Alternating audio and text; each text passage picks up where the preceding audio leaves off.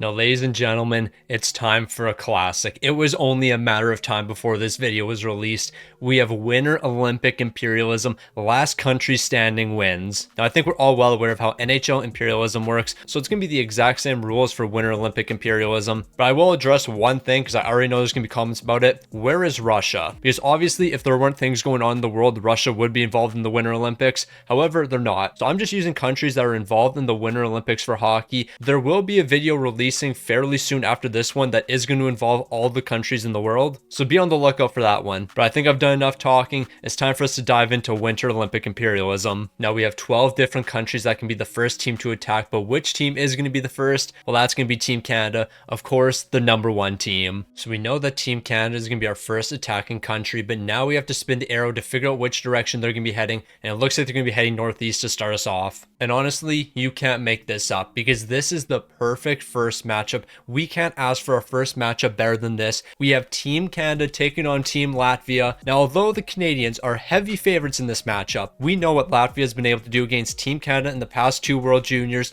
so do not sleep on these boys. They're looking for another upset because they're going with the highest overall players available. And obviously, Jordan Binnington is not the highest rated goaltender on the team, so they do have Darcy Kemper as the starter. Although Jordan Binnington has an 860 and probably a 380 right now in the NHL, that's beside the point because once he makes the jump to the Olympics, watch him post a 930 because that is just obviously the most logical thing that can happen. Now, with Team Latvia, they are missing one main player, and that's going to be Albert Smits. The only reason we're not going to see him today is because I can't put him on the international roster because the only team he can be transferred to is another CHL team. According to NHL 26, this man is too young to play for their Olympic team. Nah, that's crazy. Bro is absolutely locked in. Shelov's going to be the starting goaltender. Merzlikins is backing him up. Good luck, Latvia. You're going to need it. So here's the matchup we've been waiting for. Latvia versus Team Canada. Who is going to be walking out on top? Truthfully, it should be Canada, but anything can happen here. And in the first period, Canada's going to be dominating. 3 goals in the first before Latvia would respond. Moving into the second, this one's all Team Canada. They have a 6-1 lead. I can only assume they're going to be able to close it out, and that's exactly what they're doing. It's a 7-1 victory for Team Canada. I don't think we're overly surprised at this result. Now, normally in NHL Imperialism, when you eliminate a team, you receive an upgrade.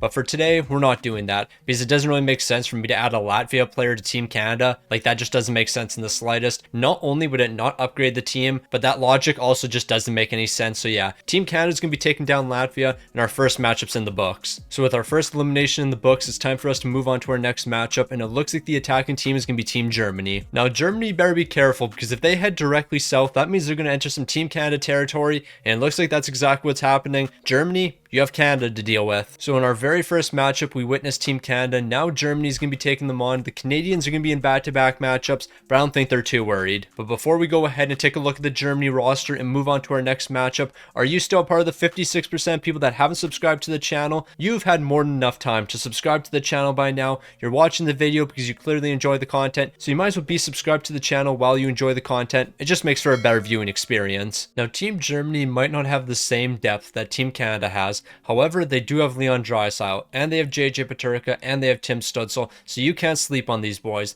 They're going to provide some offensive firepower, so don't be surprised if they make a late push in the game. When it comes to the defense, Mo Sider is going to be leading the way, and then the rest of the defense, a little bit questionable, but at the end of the day, you have Mo Sider, so they're going to put on some pressure. And then when it comes to goaltending, Philip Grubauer, can you be the guys at 79 overall? Well, we're about to find out. Now, Team Canada, you better be well rested for this game because Germany is going to be putting some pressure on you guys. You better be wide awake here, and you better be prepared for them. They have a power play early in the game, and they're looking to capitalize, except they absolutely won't. 4 goals for Team Canada in the first is probably going to be more than enough. They're picking up another goal in the second. Yeah, this one's all over. It's going to be a 7-2 victory for the Canadians. They're not stopping anytime soon. So that's now back-to-back victories for the Canadians. They're not messing around. Look at all the land they own. Then again, in every matchup you win, you are claiming a ton of land because there's only 12 teams on the board. So yeah, owning a ton of land right now doesn't really mean too much. So let's go ahead and move on to our next matchup. We'll give the wheel a spin and figure out who's going to be attacking. It looks like it's going to be Slovakia. Now, Slovakia is in an interesting spot because there's a ton of different countries around them, but it looks like they're going to be heading west, but slightly south in the process. Don't know if that changes anything. And at the end of the day, I don't think that really changes anything. Directly west is United States territory. They really didn't head that south, so we're going to have Slovakia taking on the United States. Another fantastic matchup. I mean, at the end of the day, every matchup's going to be elite. We're going to see some great hockey. Now, Slovakia definitely has some dog underdogs. Dalibor Dvorsky being one of them. He's always stepped up when it comes to international play, so I expect him to do it once again. Thomas Tatar and Slakowski are going to be joining him on the top line,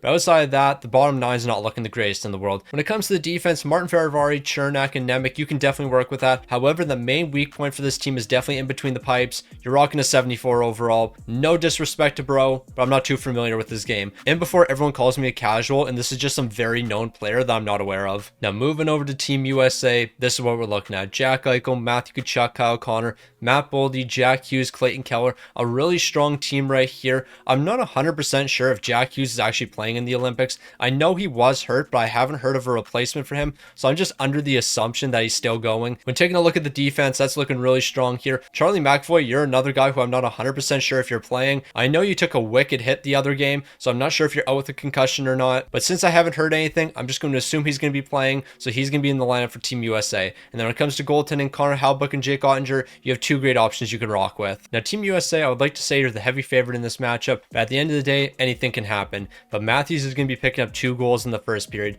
Moving into the second, Matthew Tkachuk's picking up a big goal. I can't imagine Slovakia making a 3-goal comeback in the third, so we're just going to simulate this one, and it looks like it's going to be a shutout for Connor Hellebuyck. It's going to be a 5-0 victory for the US. That's a great start to Winter Olympic Imperialism. So with a great defense from Team USA, another country is going to be following, that country being Slovakia. Now with Team USA defending in that last matchup, they can still attack, but they're not going to be doing that here because Team Sweden is going to be the country on the attack. Now similar to Slovakia, there's a lot of great teams around Sweden, so they can't take anyone lightly, and with all that being said, it looks like this team is heading north. Now although it was slightly west, that doesn't really change too much. The matchup is staying the same. It's Sweden taking on Denmark. Now when it comes to Team Sweden, you definitely can't sleep on this team. They have a lot of amazing pieces. William Nylander, Jesper Bratt, Philip Forsberg, Rickard Rakell, Joel Eriksson Ek, Adrian Kempe, Lucas Raymond. There's no real weaknesses when it comes to the forward core. And taking a look at the defense, well, that's one of the best. Rasmus Dahlin, Victor Hedman, Rasmus Andersson, Gustav Forsling, Hampus Lindholm, Erik Karlsson. No weaknesses when it comes to the defense. And then when looking at goaltending, 88 overall Gustafsson is the starter. Jacob Markstrom's going to be backing him up. Don't be overly surprised when this team puts some pressure on Team Canada and Team USA. Now when it comes to Team Denmark, this is what we're looking at. Lars Eller, Bjorkstrand, Nikola Ehlers, and that's about it. Like, no disrespect to the rest of these guys, but they don't really have a bunch of great NHL talents outside their top 3. And then when it comes to goaltending, Freddie Anderson, I guess we'll see what you can do. Now, although Team Sweden is the favorite in this matchup, it could really go either way. Denmark might put some pressure on them, so we'll go ahead and simulate the first period, but it looks like Sweden's going to come out flying. 22 shots in the first period, but Freddie Anderson has made 20 saves, so Denmark still could come back in this game. And with it being a scoreless second period, it's not over for Denmark. Although they have to pick up 2 unanswered, it's not impossible, but Rasmus Andersson's picked up a shorthanded goal, but it looks like Denmark would respond before Lindholm responded, so it's a 3-goal game. Denmark, you need to score another quick one, and it looks like that's not happening for Denmark. We've entered the final 5 minutes. Lindholm would pick up 1 more goal, but it doesn't look like Denmark's making the comeback, so Sweden's going to take this one 5-1. So Denmark, it was a good fight, but it's just not going to be enough against a team like Sweden, so you're going to be falling, and Team Sweden's going to be staying alive for another day. So we have 6 countries left on the wheel that still need to attack. Who's going to be the next attacking team? Well, it looks like that's going to be Team Italy. Now, last time I did a video involving countries, Team Italy was not messing around, so I'm really hoping we can see that again from them today, and they're going to start off by heading south into some France territory. So with Team Italy heading south, we have our matchup. It's Italy taking on France. Now, Italy, I'm just going to keep it a $1.50 with you. There are very low expectations for you. Like, you don't have any NHL players on your team. I think the highest overall might be a 70, so yeah, what are you really going to do here? But maybe I shouldn't be disrespecting Italy that much, because at the end of the day, Belmar and Texier are the top 2 players for Team France, and then outside of that, they're looking pretty even to Italy, so I guess anyone can walk away as the winners in this next game, so we'll just have to wait and see. Although I do think France is slightly better, at the end of the day, what does that really mean? So we're definitely cheering for the underdog in this matchup. Who's the underdog? Team Italy, because they don't have any NHL players. I want to see this team beat Team France. I want to see them go on a bit of a run. Let's see if that's going to be possible. Well, Italy and Team France are exchanging goals in the first period. Moving into the second, once again, they're going to be exchanging goals, so the third period is going to be deciding this one, or maybe even some OT action. And it looks like Team Italy is going to come up flying in the third. They're picking up a big time power play goal. Is that going to be the difference? Well, it doesn't have to be, because they're picking up another goal in the third. Don't sleep on the Italians. Team Italy is flying right now, and it doesn't look like France is going to be responding. They're going to be falling to Team Italy, and it looks like they're going to be claiming some land, taking down Team France. I told you not to sleep on Italy. Now, there were people sleeping on Team Italy. They they said they wouldn't survive with a team like France because of the lack of NHL talent. But what that NHL talent do for Team France? Absolutely nothing. Italy's going to be taking them down, and they're going to be claiming some nice land. So we have ourselves 4 countries that are still left to attack, and it looks like Team Czechia is going to be our next attacking team. Now, if I remember correctly, Czechia is pretty central on the map, so they could really take on anybody. But with them heading northwest, I actually think it makes our matchup pretty simple. But maybe it's not going to be as simple as I thought, because here is directly north, and then here is northwest. That is clearly going through some Finland territory, so we're going to have Czechia versus Finland. For a second, I thought it was going to be Czechia versus Canada, but it wasn't quite this west. It was more like this. So Czechia versus Finland, that's our next matchup. Now, Team Czechia definitely has a bunch of talent that we can't question. Marty Necas, Dave Pastrnak, Pavel Zacha, Tomáš Hurl on the second line, Palat, Kubalik. Like, this is a team you can't sleep on. They're looking to put some pressure on some teams. When it comes to the defense, it's not looking the greatest in the world, but you know what? You do have some NHL talents here. And then when it comes to goaltending, 86 overall, Lucas Dossel is going to be the starter. Vejmelka's going to be backing him up. Truthfully, it doesn't matter which goaltender you run. You're going to have a good goaltender in between the pipes. However, they're certainly going to have their hands full with Finland. Sebastian Aho, Mikko Rantanen, Mikael Granlund, Tara Vainen, Rupe Hintz, Kaapo Kakko. Like, this is a really solid team from top to bottom. Even the defense is looking incredible for them. So I think Finland is the favorite heading into this matchup. But at the end of the day, anything can happen, especially with what we saw in our last matchup. So we have a great matchup ahead of us featuring 2 amazing countries. But which country is going to be coming out on top? Well, we're about to find out. It looks like we have ourselves a scoreless first period. Moving into the second, this one is all Czechia right now. Are they going to find a way to take down the heavily favored Finns? I guess we're going to see, but it looks like Finland is making a comeback. Teravainen's picking up a big time goal. He's making this a 2-goal game, but it's still quite the hill to climb. And with time winding down for Finland, I don't know if they're going to have enough time to make this comeback. It looks like Czechia is going to be taking them down.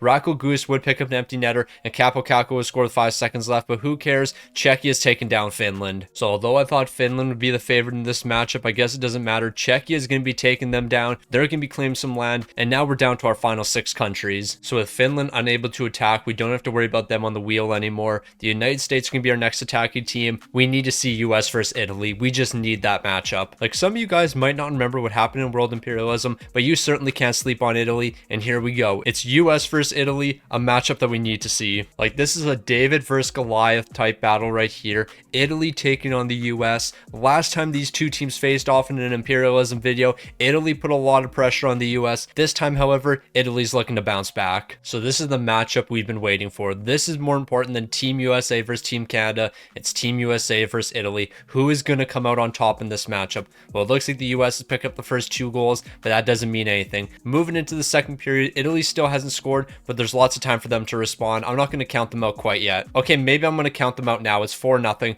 but here's the comeback. It's time for Italy to bounce back. They're going to win this game, except they're not. It's 5-1. They're not going to make the comeback. There's 10 minutes left in this one. It looks like Italy's going to be falling to Team USA. An absolute heartbreaker. I was expecting this team to put on a great performance, but I guess that's not the case. They're going to fall to the Americans. You just hate to see it. Now, this is an absolute heartbreaker. Seeing the Italians fall like that, I was really hoping for a major upset, but I guess we're not going to get that. Now, with that matchup complete, there's only one country left to attack, and that's going to be Switzerland, and it looks like they're heading north. And with them heading north, it makes this matchup pretty easy to identify. It's Switzerland versus Canada. Now, Switzerland, you're going to have a tough road ahead of you. Having to take on Team Canada is not going to be an easy task, but you have Nico Hischier, you have Timo Meier, Kevin Fiala, Kurashev, Pusur, Nito Niederreiter. You have some pieces on this team. When it comes to the defense, of course, you have Roman Josi. Siegenthaler is a great piece as well. So is JJ Moser. And then when it comes to goaltending, I think that might be the one thing that holds you back, because you don't have an elite goaltender. And because of that, I don't know if you can take down Canada. So after this matchup right here, we're going to be down to our final 4 teams. But we just need to figure out who's going to be entering that final 4.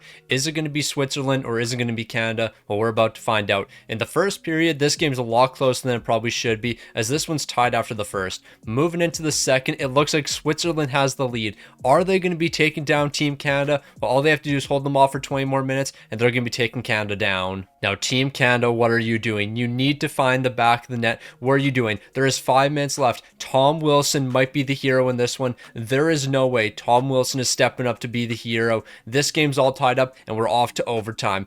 5-on-5 overtime to settle this one. Who's coming out on top? Team Switzerland or Team Canada? I'm not gonna lie, the fact that this has made it to 3-on-3 overtime is crazy, but you know what? That's the case here, and we need to find our winner. Now, I was questioning Team Switzerland's goaltending, but I guess I shouldn't have questioned that, because bro is absolutely locked in right now, and he might even lead his team to a gold medal. Who knows? Now, Canada's kind of playing sloppy in the defensive zone here. Darcy Kemper, a big save. All I'm gonna say is if Binner was in this game, this wouldn't be happening. Canada would have won 4-0, and we all know it. Now, you already know Team Canada is looking to push. Josh Morrissey's going to be turning the puck over in the defensive zone. Here comes Switzerland. A big shot right there, but Darcy Kemper is misplaying it. Nah, bro, what are you doing? What was the thought process there?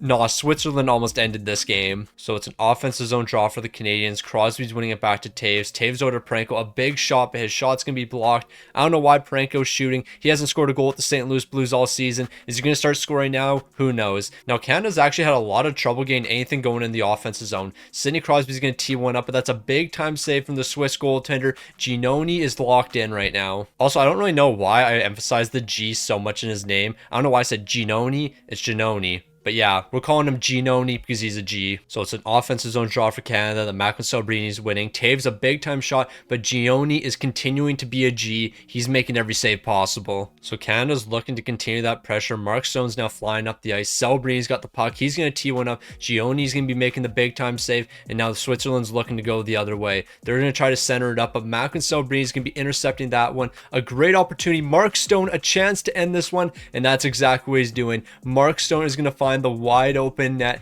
Team Canada is eliminating Switzerland just like that, and they're going to be entering the Final Four. That game was way more difficult for Canada than anyone was expecting, but at the end of the day, they still came out on top, and that's all that matters. At the end of the day, Mark Stone was just in the right place at the right time. He was right there, and he was able to bury that one. Gioni, you tried to do everything you could, but that was a bad bounce. Nothing you can do about that. Now, Switzerland, I got to give you guys a lot of respect. You put a lot of pressure on Team Canada. Unfortunately, it wasn't enough. Team Canada's still going to be coming out on top, and now we're down to our Final Four. Canada, Czechia, Sweden, and the US. It all comes down to these next three matchups. So with us being down to our Final Four, we have to throw everyone back on the wheel and give it a spin, and it looks like the US is going to be attacking next. Now, we actually don't have to spin an arrow to figure out who Team USA is going to be taking on, because they have to take on Sweden. In no situation could they take on Czechia, because they would have to enter Sweden territory. I guess if they went perfectly like this, then they could take on Czechia. So yeah, it's going to be the US taking on Sweden. So if Team USA wants to get to the final, they're going to have to get through Team Sweden, and you can't sleep on the Swedes because they have a really good team in front of them. In the first period, Brady Tkachuk's picked up a shorthanded goal, but that's after Team Sweden picked up back-to-back goals.